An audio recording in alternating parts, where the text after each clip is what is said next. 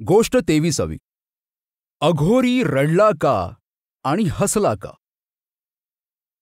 राजा विक्रमादित्य जेव्हा त्या शिशवीच्या झाडाजवळ गेला तेव्हा त्याला त्याच एका फांदीवर वेताळ लटकलेला दिसला. राजा विक्रमादित्य वेताळाला खाली उतरवण्यासाठी झाडावर चढला आणि जसे तो वेताळाला पकडणार तसा वेताळ धापकन जमिनीवर आदळला. पुन्हा वेदनेने भरलेली किंचाळी संपूर्ण जंगलात घुमली. विक्रमादित्य पुन्हा झाडावरून खाली आला, पण वेताळ पुन्हा झाडावर उलटा लटकून बसला. म्हणून नाईलाजाने विक्रमादित्यने पुन्हा तीच युक्ती वापरली. तो झाडावर चढला आणि जसा वेताळ खाली पडला त्यांनी सुद्धा झाडावरून जमिनीवर वेताळच्या पाठोपाठ उडी घेतली आणि त्याला हवेतच घट्ट पकडून ठेवले आणि वेताळाला पुन्हा खांद्यावर टाकून तो स्मशानाच्या दिशेने चालू लागला. काही पावलं चालल्यावर पुन्हा वेताळ बोलू लागला. राजा, जे काम करण्यायोग्य नाहीये ते काम करण्यासाठी तुझा इतका आग्रह का आहे? मी काही तुला हे काम करण्यापासून थांबवू शकत नाही, पण तुझा थकवा दूर करण्यासाठी मी तुला आणखी एक गोष्ट सांगतो. पण माझी अट लक्षात आहे ना? मी गोष्ट सांगत असताना मध्ये एकही शब्द बोलायचा नाही. जर तू बोललास तर मी पुन्हा माझ्या झाडावर निघून जाईन. वेताळाने पुन्हा एकदा नवीन गोष्ट सांगायला सुरुवात केली. तर ऐक, कलिंग देशामध्ये स्वर्गासारखी एक सुंदर आणि भव्य नगरी होती. त्या नगरीचा राजा होता प्रद्युम्न. राजाच्या नगरीतील जवळजवळ सगळीच प्रजा चांगल्या आचरणाची होती. नगरीच्या एका कोपऱ्याला यज्ञस्थळ नावाचे एक गाव होते. ते गाव राजा प्रद्युम्नने ब्राह्मणांना दान केले होते. त्याच गावात यज्ञसोम नावाचा एक ब्राह्मण राहत होता. तो सर्व वेदांमध्ये पारंगत होता आणि तो खूप श्रीमंत देखील होता. त्याला त्याच्याच सारखा तेजस्वी एक मुलगा होता. त्याचं नाव होतं देवसोम. त्या मुलाने लहान वयातच त्याच्या अफाट बुद्धिमत्तेने, विद्येने आणि त्याच्या चांगल्या गुणांमुळे सर्वांना आश्चर्यचकित केले होते. पण जेव्हा तो 16 वर्षांचा झाला तेव्हा अचानक एक दिवस त्याला खूप ताप चढला आणि काही दिवसातच त्याचा मृत्यू झाला. त्यांच्या घरावर शोककळा पसरली. जेव्हा आजूबाजूचे लोक जमा झाले आणि त्या मुलाचे प्रेत अंत्यसंस्कारासाठी स्मशानात नेऊ लागले तेव्हा त्याच्या वडिलांनी मुलाच्या प्रेमापोटी प्रेताला घट्ट मिठी मारली. तो कोणालाच त्याच्या मुलाला स्मशानात घेऊन जाऊ द्यायला तयार नव्हता. तेव्हा तिथे जमलेल्या वयस्कर माणसांनी त्यांना समजावले. ब्राह्मण, तुम्ही इतके ज्ञानी आहात, बुद्धिमान आहात. तुम्हाला भूत भविष्य देखील माहीत आहे. तरी सुद्धा तुम्हाला हा संसार क्षणभंगूर आहे हे कसे लक्षात येत नाही? अनेक महान राजे जे स्वतःला अमर समजत होते ते त्यांच्या राजेशाही धुंदीत राहत होते, त्या सगळ्यांचा सुद्धा एक दिवस मृत्यू आलाच ना. त्यांचा देह सुद्धा अग्नीने भक्षण केला. काहींचे प्रेत तर पशुपक्ष्यांनी देखील खाल्ले. जर इतक्या महान राजांना देखील कोणी मरण्यापासून वाचवू शकत नाही तर इतरांची काय गोष्ट आहे? आता तुम्हीच मला सांगा विद्वान, या प्रेताला तुमच्या जवळ ठेवून त्याला आलिंगन देऊन काय प्राप्त होणार आहे? काय करणार तुम्ही त्याच्याबरोबर?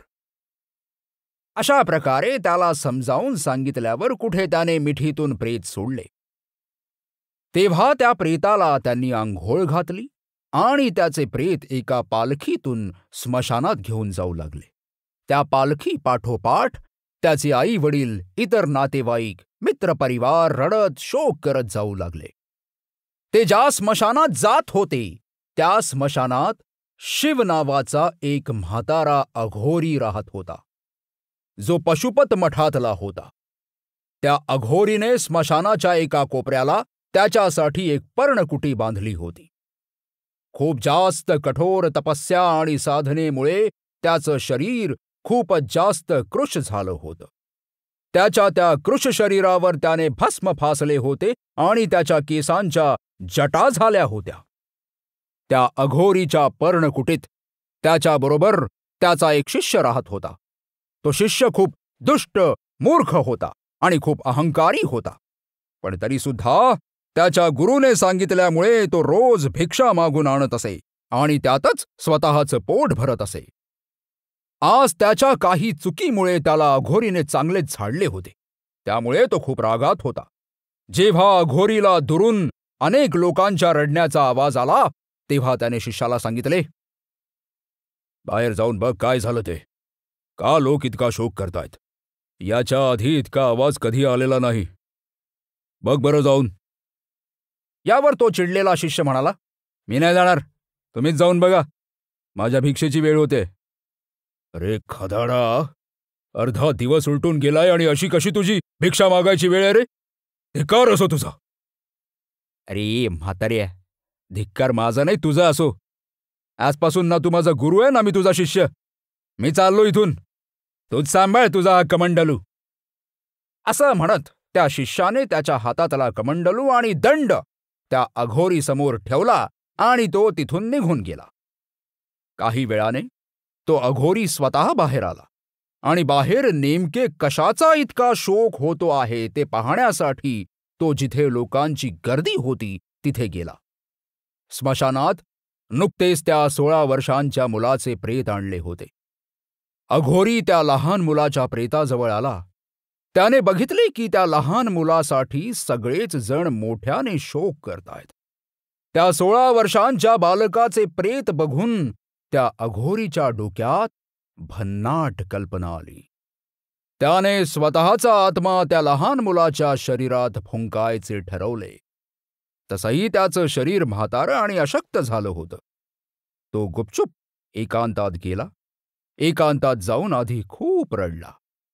रडून झाल्यावर तो नाचायला लागला आणि नाचून झाल्यावर तो तपस्वी सिद्धीला बसला आणि त्याने त्याचा आत्मा त्या 16 वर्षांच्या ब्राह्मण मुलाच्या शरीरात भरला. आणि अचानक पालखीतला तो 16 वर्षांचा मुलगा जांभया देत जागा झाला. तिथे उपस्थित असलेले सगळेजण आधी घाबरले, पण तो खरंच जिवंत झालेला बघून सगळेजण आश्चर्यचकित झाले. जेव्हा अघोरीने बघितले की लोक त्याच्याकडे म्हणजे तो ज्याच्या शरीरात वास करीत होता त्या मुलाकडे विचित्र नजरेने बघतायत, तेव्हा तो त्यांना म्हणाला, जेव्हा माझा मृत्यू होऊन मी परलोकात गेलो तेव्हा माझी भेट भगवान शंकराशी झाली. त्यांनी मला जीवदान दिले आणि असेही सांगितले की मला अघोरीचा व्रत घ्यावा लागेल, म्हणून आता मला अघोरी बनावे लागेल. जर मी असे केले नाही तर कदाचित मी जिवंत नाही राहणार. माझा पुन्हा मृत्यू होईल, म्हणून मी इथेच स्मशानात राहणार आहे. तुम्ही सर्वांनी आता इथून जा. मला अघोरी बनायचे आहे. ही देवाचीच आज्ञा आहे. आणि त्याने सगळ्यांना मोठ्या हुशारीने समजावून घरी पाठवून दिले आणि त्याचे जे मूळ जीर्ण शरीर होते ते त्याने एका खड्ड्यात टाकून दिले आणि तो दूर दुसरीकडे निघून गेला. इतकीच गोष्ट सांगून वेताळाने राजा विक्रमादित्यला विचारले, राजा, आता तू एक गोष्ट समजावून सांग की त्या मुलाच्या शरीरात प्रवेश करण्याआधी तो अघोरी आधी खूप रडला, पण नंतर नाचला. त्याने असे का केले?